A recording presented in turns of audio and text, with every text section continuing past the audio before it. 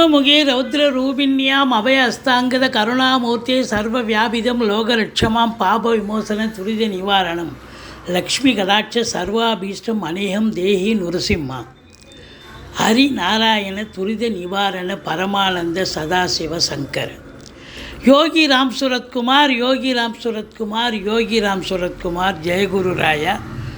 உலகெங்கிலும் வாழ்ந்து கொண்டிருக்கும் டிவி நேயர்களுக்கு டாக்டர் சைதை ராஜாவின் அன்பான வணக்கங்கள்.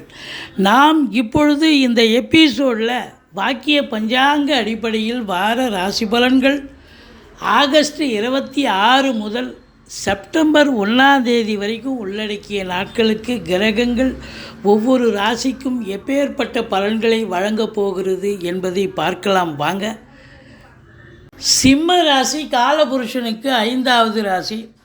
மகம் பூரம் உத்திரம் முதல் பாதம் உள்ளடக்கி இந்த சிம்மத்தினுடைய அதிபதி சூரிய பகவான் ஆட்சி பீடம் ஏறியிருக்கிறார்.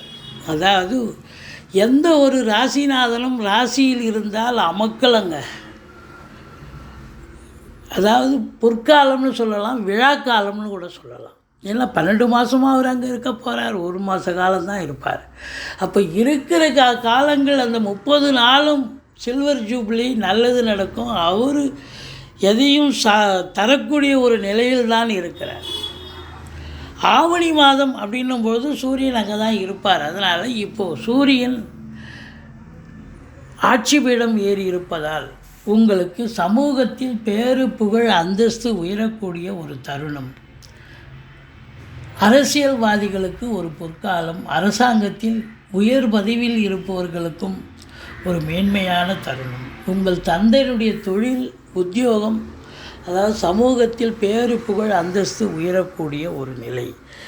சூரியன் புதன் சேர்க்கை இருக்கிறது. புதாதித்ய யோகம் ஏற்படுவதால் கல்வி நிறுவனங்கள், கல்விக்கூடங்கள், கல்வியாளர்கள், கல்வி பயிலும் மாணவ செல்வங்கள் இவங்களுக்கெல்லாம் சிறப்பான காலம். இருந்த போதிலும் சனி பார்வை சூரியனுக்கு இருப்பதால் தந்தைக்கும் மகனுக்கும் கருத்து வேறுபாடுகள் ஏற்படும்.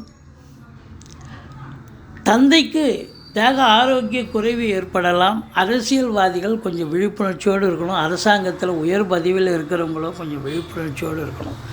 நல்லது நடக்கும், ஆனாலும் விழிப்புணர்ச்சி தேவை. 2ஆம் இடத்தை குரு பார்ப்பதால் பணவரவு பொருள் வரவு சிறப்பாக இருக்க போகிறது. குடும்பத்தில் அமைதி, நிம்மதி, சந்தோஷம், குதூகலம் ஏற்பட போகிறது. உங்கள் சொல்லுக்கும் செயலுக்கும் மதிப்பு மரியாதை கண்டிப்பாக கிடைக்கப் போகிறது.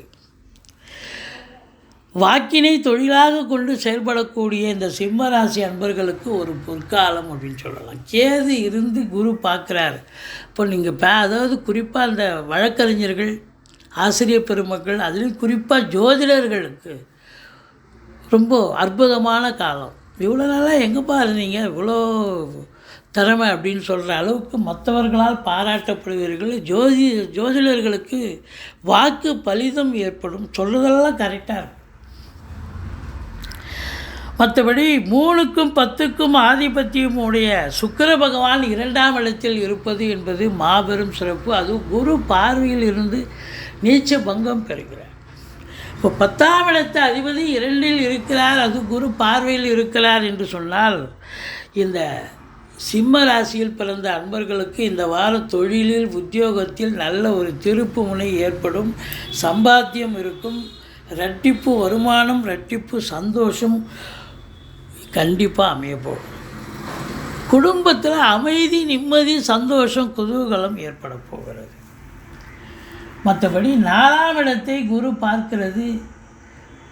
4ஆம் இடத்தை குரு பார்த்தால் அதை விட ஒரு சிறப்பு வேறு ஒன்றும் இல்லைங்க. தாய் வழி சொந்தங்களால் அனுகூலம், அசையா சொத்துக்கள் மூலம் ஆதாயம், வண்டி வாகனங்களை வச்சு பொழப்பு நடத்தக்கூடியவர்களுக்கு சவாரிகள் கிடச்சி நல்ல சம்பாத்தியத்தை பார்க்க போகிறீங்க. பிள்ளைகள் நல்லா படிப்பாங்க. ஒரு சிலர் சொத்து பத்தில் இன்வெஸ்ட் பண்ணக்கூடிய ஒரு காலகட்டமாகவும் இது அமையப்போகிறது. மற்றபடி 6ஆம் இடத்தை குரு பார்க்கிறார்.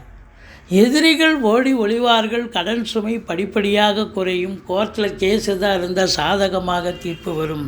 சொந்த தொழில் செய்யக்கூடிய அன்பர்களுக்கு நம்பிக்கைக்கு பாத்திரமான பணியாளர்கள் கிடைப்பார்கள்.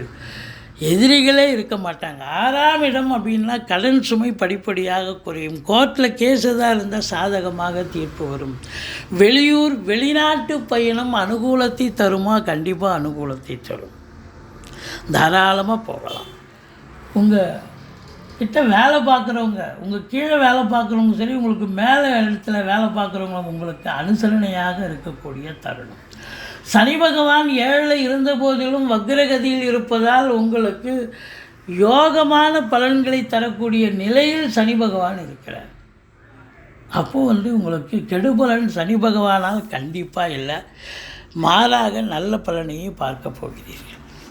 இருந்த போதிலும் சூரியனை சனி பார்ப்பதால் இந்த சொந்த தொழில் பண்ணுறவங்களுக்கு ரொம்ப சிறப்பாக இருக்கும். அதுலேயும் ஒரு இண்டஸ்ட்ரி வச்சு நடத்துகிறவங்க, தொழிலதிபர்களுக்கெல்லாம் ஒரு அற்புதமான காலம்.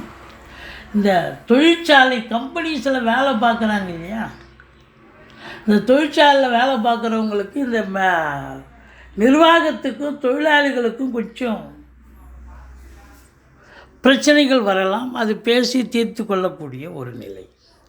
மற்றபடி 8ஆம் இடத்தில் ராகு இருப்பது நீங்கள் தேவையில்லாமல் சில விஷயங்களை தலையிட்டு நான் பஞ்சாயத்து பண்ணுறேன், நான் நல்லது பண்ணுறேன்னு போய் நீங்கள் தேவையில்லாமல் லாக் ஆகிடுவீங்க, மாட்டிப்பீங்க. உங்களுடைய நேர விரயம், பண விரயம், கௌரவம், அந்தஸ்து இழக்கக்கூடிய நிலையும் ஒரு சிலருக்கு ஏற்படும். ரொம்ப விழிப்புணர்ச்சி தேவை. 9ஆம் இடத்தை சனி பார்ப்பதால் தந்தைக்கும் உங்களுக்கும் இடர்பாடுகள் வரலாம், கருத்து வேறுபாடுகள் வரலாம், பாக்கிய குறைவு ஏற்படலாம், வெளியூர் பயணத்துக்கான தாமதங்கள் ஏற்பட்டு தடைபடலாம். மற்றபடி 10ஆம் இடத்தில் குரு இருப்பது ஒரு சிலர் டெம்பரரி போஸ்ட்டில் இருக்கிறவங்களுக்கு பர்மனெண்ட் உத்தியோகமாக மாறக்கூடிய நிலை. தொழிலில் ஸ்திரத்தன்மை ஏற்பட்டு நல்ல சம்பாத்தியம் பார்ப்பீங்க. தொழிலில் நம்பி கடன் வாங்கி தொழிலில் போடுங்க, தொழில் அபிவிருத்தி ஆகும். உத்தியோகம் பார்க்குறவங்களுக்கு பட்டங்கள் பதவிகள் தேடி வரும். பதவி உயர்வு, ஊதிய உயர்வு, டிரான்ஸ்ஃபர்ஸ் இதெல்லாம் கிடைக்கும். புதுசாக வேலைக்காக முயற்சி பண்ணுறவங்க தாராளமாக முயற்சி பண்ணலாம். இந்த பத்திரிகை துறை, மீடியா துறை, கலைத்துறை போன்ற பணியாற்றக்கூடியவர்கள் இல்லை அதில் வேலைக்காக முயற்சி பண்ணுறவங்க இவங்கெல்லாம் சிறப்பான ஒரு காலகட்டமாக இது அமையப்போகிறது. செவ்வாய் 11ஆம் இடத்தில் இருப்பதால் அசையா சொத்துக்கள் மூலம் நல்ல வருமானம் கிடைக்கும். ஃப்ளாட் ப்ரமோட்டர்ஸ், பில்டர்ஸ், கட்டிடக் கலைஞர்கள், இடம் வாங்கி விற்கக்கூடிய அன்பர்கள் இவங்களுக்கெல்லாம் ஒரு சிறப்பான காலம். மொத்தத்தில் பார்க்கும் பொழுது உங்களுக்கு இந்த வாரம் எதையும் சாதிக்கக்கூடிய ஒரு வாரமாக இருந்தாலும் கொஞ்சம் எச்சரிக்கையோடு பணியாற்ற வேண்டும். மற்றபடி குறை ஒன்றும் இல்லை. ஈஸ்வரனை வழிபாடு செய்யுங்கள். வாழ்க்கை வளமோடும் நலமோடும் அமையும்.